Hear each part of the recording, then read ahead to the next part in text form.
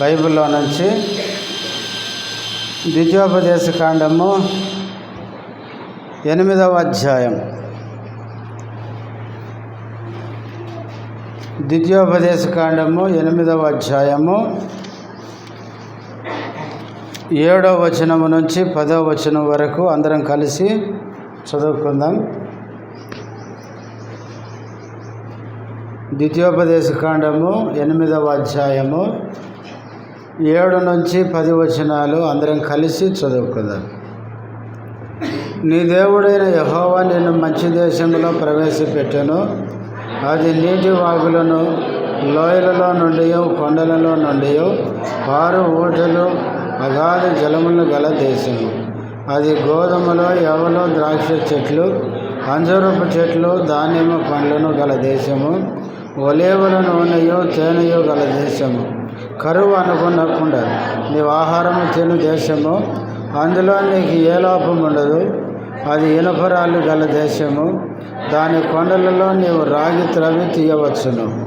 నీవు తిని తృప్తి పొంది నీ దేవుడైన యెహోవా నీకు ఇచ్చిన మంచి దేశమును బట్టి ఆయనను స్తుతింపవలెను. ప్రార్థన చేసుకుందాం.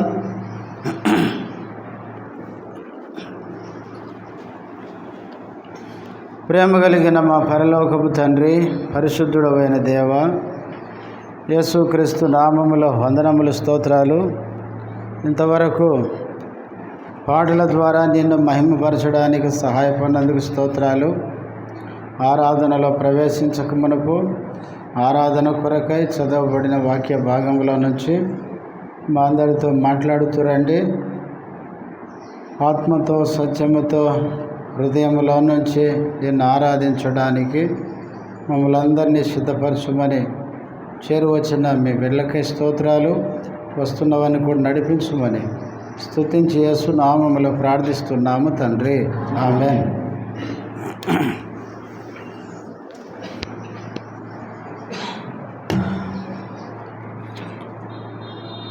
దేవుడు మనల్ని ప్రేమించి తన కృపచేత మనల్ని రక్షించి మన జీవితంలో ఇంతవరకు తోడుగా ఉండి ఆయన చేస్తున్న కార్యములను బట్టి మన దేవుణ్ణి మనం ఎంతో స్తుతించి ఆరాధించబద్దులం.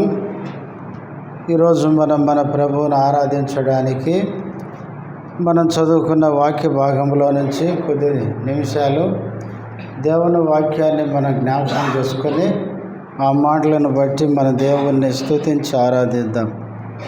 ఈ ద్వితీయోపదేశ కాండము 8వ అధ్యాయము 20 వచనాలు ఉన్నాయి. ఈ 20 వచనాలు 3 భాగాలు. మొదటి 6 వచనాలు మొదటి భాగము, 7 నుంచి 10 వచనాలు రెండవ భాగము, 11 నుంచి 20 వరకు 3వ భాగము. మొదటి భాగము దేవుడు ఇశ్రాయేలు ప్రజలకు పెట్టిన పరిశోధన లేక పరీక్ష. రెండవ భాగము దేవుడు వారికి ఇచ్చే దేశము ఎలాంటిదో, ఆ దేశంలో ఏమేమి ఉన్నాయో రెండవ భాగంలో మనం చూస్తాం. ఇక 3వ భాగానికి వచ్చేసరికి ఆ మంచి దేశం ఇచ్చిన దేవునికి ఎప్పుడూ మరవకుండా ఆ దేవునికి కృతజ్ఞత కలిగి జీవించాలి అనే సంగతి 3వ భాగంలో మనం చూస్తాం. ఈ అధ్యాయంలో నుంచి ఆరాధన కొరకు కొన్ని మాటలు మనం గుర్తు చేసుకొని ఆ మాటలు మన హృదయంలో ఉంచుకొని మన ప్రభువుని ఆరాధిద్దాం. మొదటి భాగం ఏమని చెప్పుకున్నాం?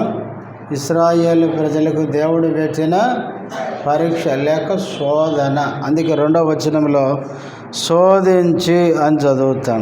నిన్ను శోధించి, 2వ లైన్లో నిన్ను శోధించి అన్నాడు. శోధించడం అంటే దేవుడు ఎవరిని ఎప్పుడు శోధించడు, కానీ దేవుడు పరిశోధిస్తాడు, పరీక్ష పెడతాడు. ఇశ్రాయేలు ప్రజలు మంచి దేశంలో ప్రవేశించక మునుపు వాళ్ళకి దేవుడు ఏం పెట్టాడు? పరీక్ష పెట్టాడు, పరిశోధన. మనం కూడా మంచి దేశంలో అంటే ఇశ్రాయేలు ప్రజలు కనాను దేశంలో ప్రవేశించి ఆ కనాను భూమిలో పండే పంట తింటూ సంతోషంగా సుఖంగా జీవించక ముందు ఏ విధంగా పరీక్షల గుండా వెళ్ళారో అలాగే మనం కూడా దేవుని చేత దీవించబడి దేవుడిచ్చే మేలులు ఆశీర్వాదాలు అనుభవించాలంటే ముందు మనం ఏం చేయబడాలి? శోధించబడాలి, అంటే పరిశోధించబడాలి. సాధారణంగా మనకి ఏమి ఇష్టం అంటే దేవుడిచ్చే ఆశీర్వాదాలన్నీ కావాలంటే ఇష్టం కదా. కానీ పరీక్ష అంటే ఇశ్రాయేలు ప్రజలు అరణ్యంలో పరీక్షించబడకుండా ప్రయాణం చేయకుండా కనాను చేరతారండి? అది సాధ్యం కాదు. కానీ నేటి విశ్వాసులు ఎట్లున్నారంటే దేవుడిచ్చే దీవెనలన్నీ కావాలని కోరుకుంటారు, కానీ దేవుడు పెట్టే పరీక్షలన్నీ వద్దు అనుకుంటారు. దేవుడు మనను ఏ పరిస్థితుల గుండా తీసుకెళ్ళినా కూడా ఆ పరిస్థితుల గుండా వెళ్ళడానికి మనమందరము ఇష్టపడాలి. అప్పుడే దేవుడు మనల్ని ఎంతగా దీవించాలనుకుంటాడో అంతగా దీవిస్తాడు. ఇంకొక విషయం ఏంటంటే చాలామంది ఏమనుకుంటారంటే శోధన వచ్చినప్పుడు నా జీవితం ఏదో అయిపోయింది అనుకుంటాం. దేవుడు మనకు అనుమతించే శోధనలన్నీ కూడా దేనికంటే మంచిగా గొప్పగా మనం దీవించబడాలని. ఇశ్రాయేలు ప్రజలు అరణ్యంలో 40 సంవత్సరాలు రకరకాల పరిశోధనల గుండా వెళ్ళారు. ఎందుకు అంటే వాళ్ళు ఒక మంచి దేశంలో దేవుడు వారిని ప్రవేశపెట్టడానికి. చాలాసార్లు మనము పరీక్షలు పరిశోధనలు వచ్చినప్పుడు, కష్టాలు వచ్చినప్పుడు చాలా కృంగిపోతాం. ఇంకొక విషయం ఏంటంటే నీకు ఎంత పెద్ద శోధన వస్తే దేవుడు నీకు అంత పెద్ద ఆశీర్వాదాన్ని ఇవ్వడానికి సిద్ధంగా ఉన్నాడు అని మనం గుర్తుపెట్టుకోవాలి. అందుకే ప్రార్థన చేసుకోవాలి. ఏమని? దేవా, నాకు ఈ సంవత్సరం పెద్ద శోధన పెట్టని. చేస్తామా? ఏ శోధన వద్దు, ఏ బాధ వద్దు, ఏ కష్టం వద్దు. ప్రభువా, నాకంతా అంత సుఖంగా సౌఖ్యంగా ఉండాలి అని ప్రార్థన చేసుకుంటాం. కానీ సుఖము సౌఖ్యము కొన్నిసార్లు మనల్ని దేవుని నుంచి ఏం చేస్తుందండి? దూరం చేస్తుంది. ఇక్కడ మొదటి 6 వచనాల్లో దేవుడు ఇశ్రాయేలు ప్రజలకి పరిశోధన పెట్టినాడు. ఇంతకు ఎందుకు పెట్టాడు అంటే ఇక్కడ 4 మాటలు చెప్పాడు. చూడండి, నేను చదువుతాను, ఆ పదాలు చదువుతాను. 2వ వచనం, నీవు ఆయన ఆజ్ఞలను గైకొందువో లేదో నిన్ను శోధించి నీ హృదయములోనున్నది తెలుసుకొనుటకు. మొదటిగా దేవుడు మనకు పరీక్ష లేక పరిశోధన ఎందుకు పెడతాడంటే దేవుని ఆజ్ఞ గైకొంటామో లేదో మన హృదయంలో ఉన్నది మనం తెలుసుకోవడానికి. దేవుడు తెలుసుకోవడానికి కాదు, దేవునికి ముందే తెలుసు ఏమని. మన హృదయంలో ఉన్నవన్నీ తెలుసు ఆయనకి. కానీ పరీక్ష వచ్చినప్పుడే మన స్టాండర్డ్ ఏంటో మనకు అర్థమయ్యింది. పరీక్ష రాకముందు ఏమంటాం చెప్పండి? ఒక విశ్వాసి యొక్క స్టాండర్డ్ ఎప్పుడు కనపడుతుంది చెప్పండి?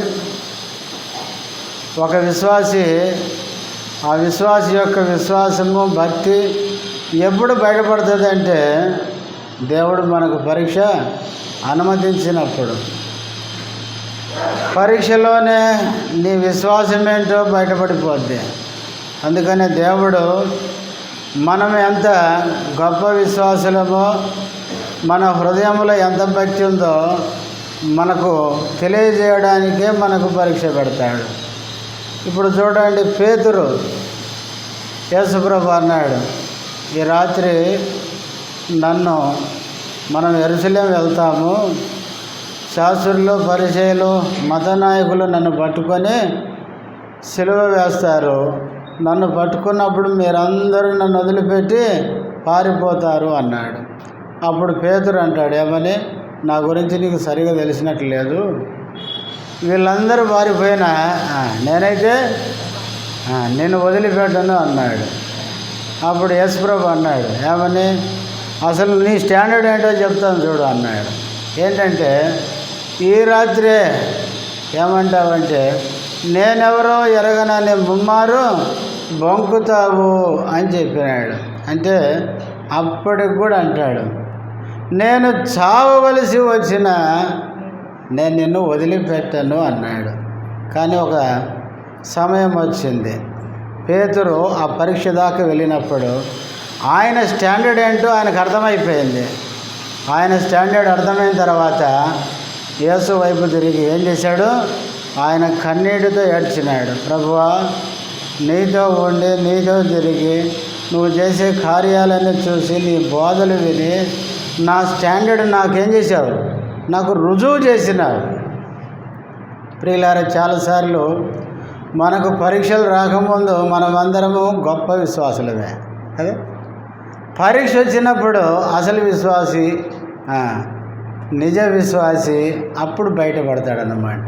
చాలాసార్లు పరీక్ష రానంతకాలం మనం అనుకుంటాం ఏమని, యెరూషలేములో నాకంటే భక్తి, నాకంటే విశ్వాసం ఎవరికి లేదు అనుకుంటాం. అందుకనే దేవుడు ఎందుకు శోధన లేక పరిశోధన మనకు పెడతాడంటే మన యొక్క విశ్వాసం యొక్క స్టాండర్డ్ ఏంటో మనకు అర్థం చేయడానికి. అందుకనే నీవు నా ఆజ్ఞ గైకొందువో లేదో నిన్ను శోధించి నీ హృదయములోనున్నది తెలుసుకోవడానికి అన్నాడు.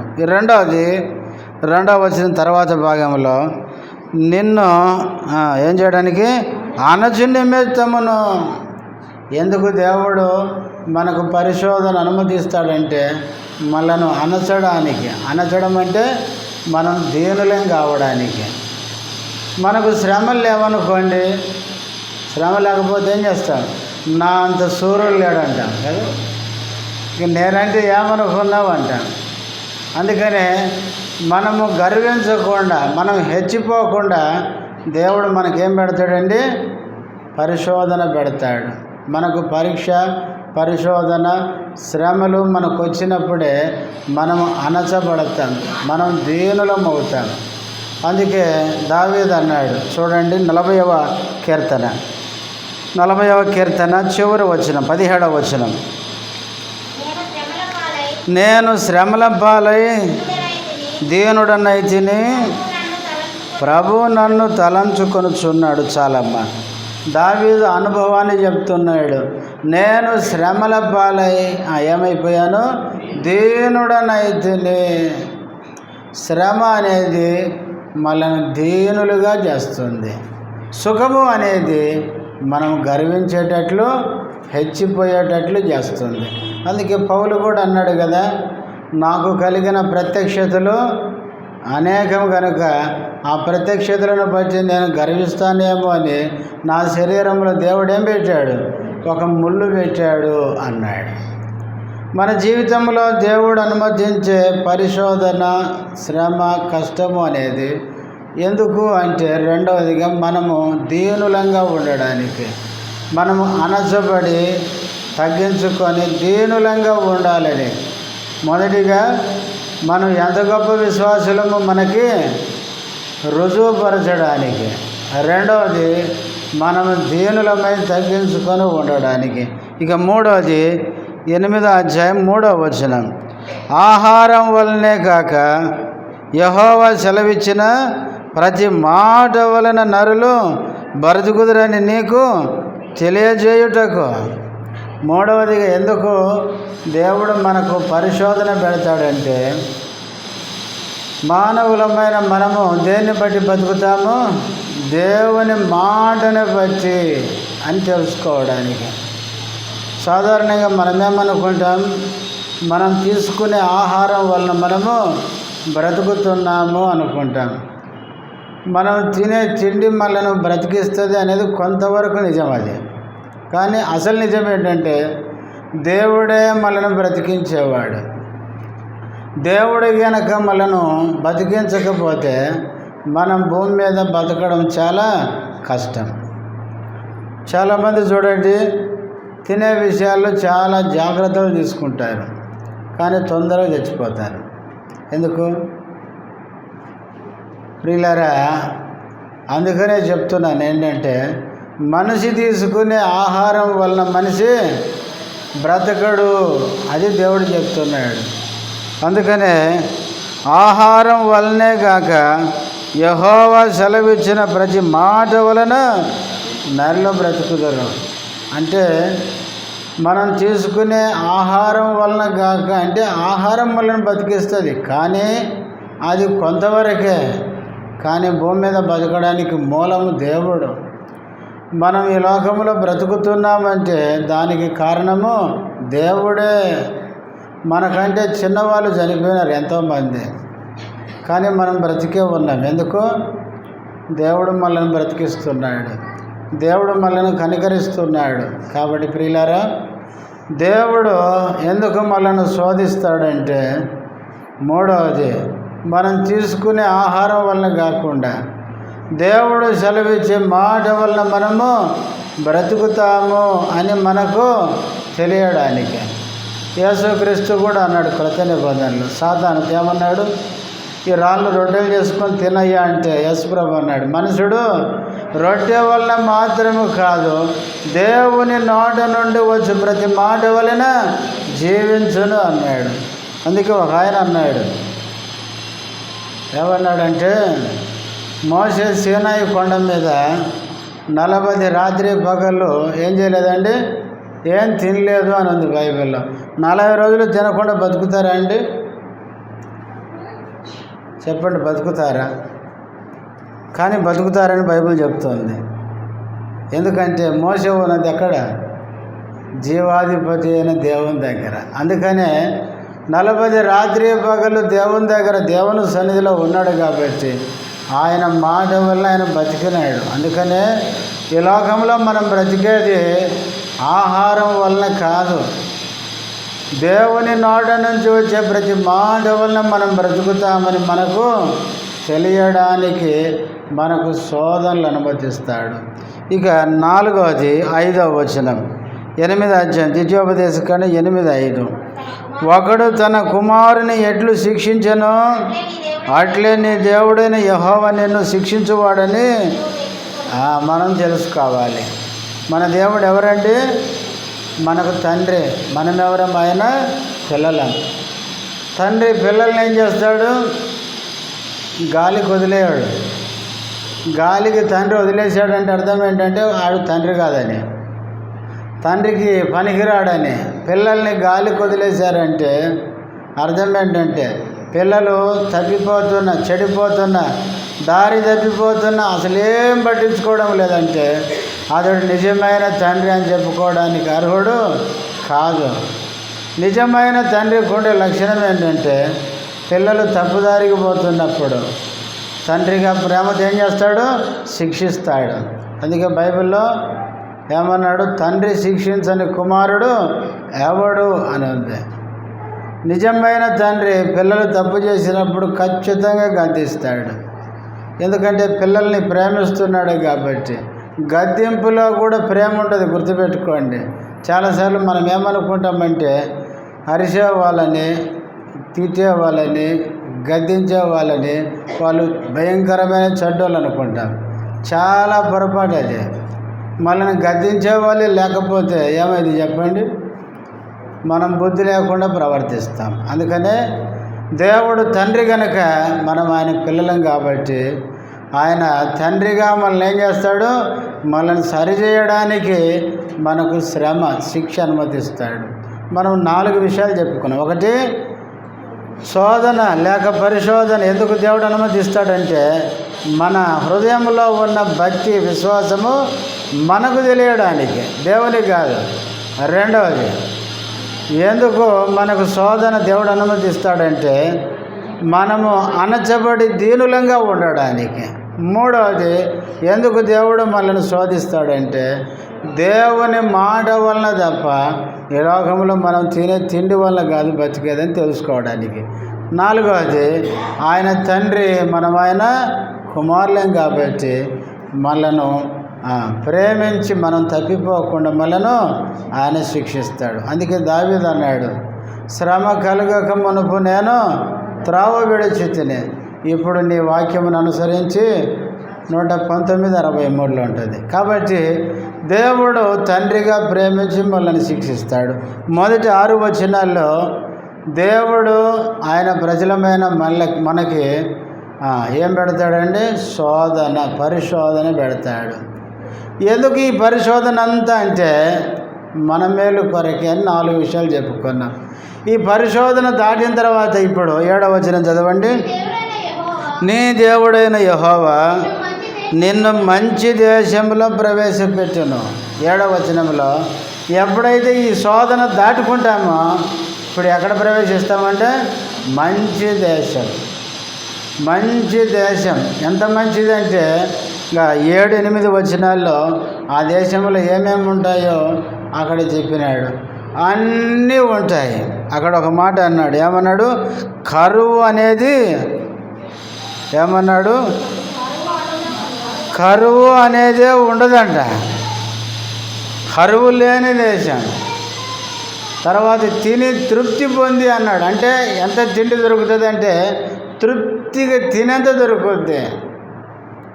ప్రియులారా, మన జీవితంలో దేవుడు మనను పరీక్షల గుండా నడిపించిన తర్వాత మనను మంచి దేశంలో ప్రవేశపెడతాడు. ఇశ్రాయేలు ప్రజల్ని కనానులో ప్రవేశపెట్టినట్లు దేవుడు మనను కూడా మంచి స్థితికి తీసుకొని వస్తాడు. మనకున్న కొదువులన్నీ ఇంకా కొదువులుగా అనిపించవు. మనకు సమృద్ధిగా అన్నీ దొరికేటట్లు చేస్తాడు. ప్రభువా, ఇన్ని నేను అనుభవించలేకపోతున్నానయ్యా, ఇవన్నీ నేనేం చేసుకోవాలి అంటే అవన్నీ నువ్వేం చేసుకుంటావో నాకు తెలియదు, కానీ నీకు అంత దీవిస్తా అని అంత దీవెనకరమైన స్థితికి దేవుడు మనల్ని తీసుకొని వస్తాడు. అయితే ఆ స్థితికి వచ్చిన తర్వాత ఇప్పుడు 10వ వచనం,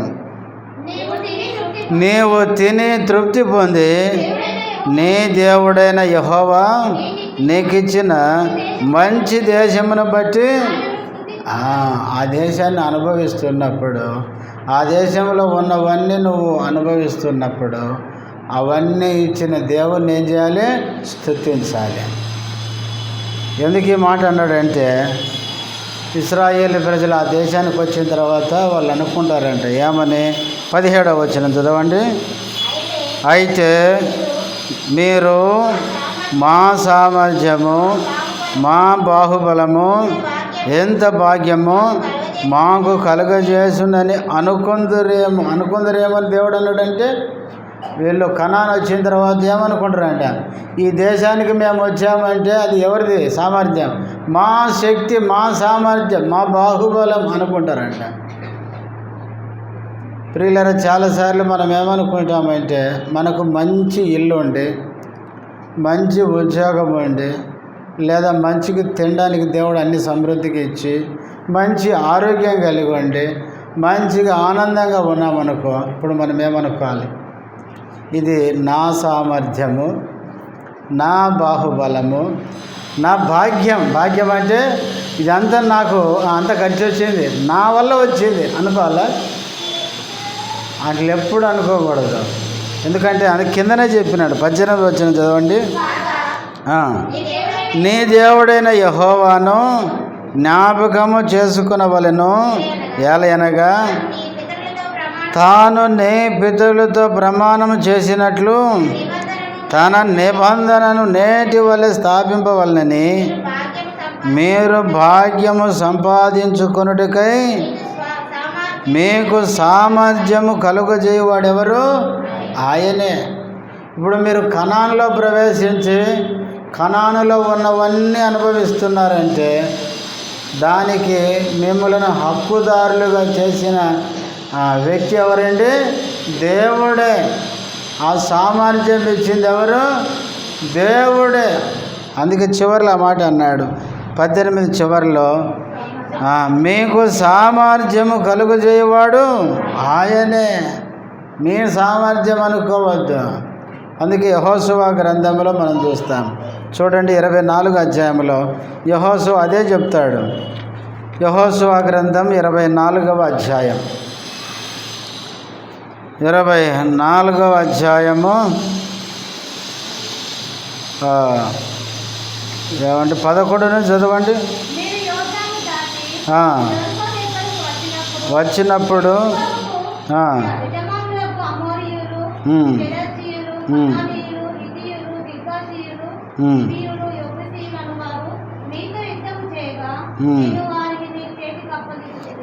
అప్పగించింది ఎవరండి? ఇప్పుడు చదువుకున్న ఆ జాతుల వారందరూ కనాన్లో ఉన్నారు. వీళ్ళు రాకముందే వాళ్ళందరినీ దేవుడే ఇశ్రాయేలు ప్రజలకు అప్పగించాడు. తర్వాత 13వ వచనం, ఇలాంటి 12 కూడా చదవండి. మరియు నేను మీకు ముందుగా కందిరీగలను పంపితిని, నీ ఖడ్గం, ఈ మాటలు కూడా నీ ఖడ్గం కాదు, నీ విల్లు కాదు, కానీ అవే అమోరీయుల రాజులనిద్దరిని తోలివేసాను. ఇక్కడనే చూడండి, సేద్యం ఎవరు చేయలేదంటే వీళ్ళు చేయలేదు. మీరు సేద్యము చేయని దేశమును, మీరు కట్టని పట్టణములను నీకు ఇచ్చి ఉన్నాను, మీరు వాటిలో నివసించుచున్నారు. మీరు నాటని ద్రాక్ష తోటల పండ్లను, ఒలీవ తోటల పండ్లను ఇవన్నీ ఎవరిచ్చారండి? మీకు ఇచ్చి ఉన్నాను. ఆ మాట చూడండి, మీకు ఇచ్చి ఉన్నాను. అవి మీరేమి కట్టినవి కాదు, మీరు కష్టపడినవి కాదు, మీరు ప్రయాసపడకుండానే అవన్నీ మీకు ఇచ్చాను. ప్రియులారా, కనాను దేశాన్ని దేవుడే వారికి ఇచ్చాడు. అందుకని ఇశ్రాయేలు ప్రజలు ఆ దేశంలో ఉన్న వాటన్నిటిని అనుభవించేటప్పుడు ఆ దేశాన్ని బట్టి దేవుని ఏం చేయాలి? స్తుతించాలి. ఈరోజు నేను అనుభవిస్తున్నవన్నీ కూడా ఎవరికి చెప్పండి? దేవునివే. నా ప్రాణమా నీ కొరకు అని చెప్పదు ఎప్పుడు. నేను సిద్ధపరిచిన అనకండి. పిల్లరా, దేవుడు ఇవ్వకపోతే మనమేమీ చేయలేము. బైబిల్లో ఈ భూమి దేవుందే, ఆకాశము దేవుందే, ఈ భూమి మీద ఉన్న పంటలన్నీ దేవునియే, మనం తినే తిండి దేవుందే, మనం కట్టుకునే బట్టలు దేవునియే, మనం పీల్చుకునే గాలి దేవుందే, మనము అనుభవిస్తున్న ప్రతిదీ కూడా అది దేవుందే. అలాంటప్పుడు మన దేవుని ఎంత స్తుతించాలి కదా. అందుకని మా సామర్థ్యం అని మనం ఎప్పుడు అనుకోవద్దు.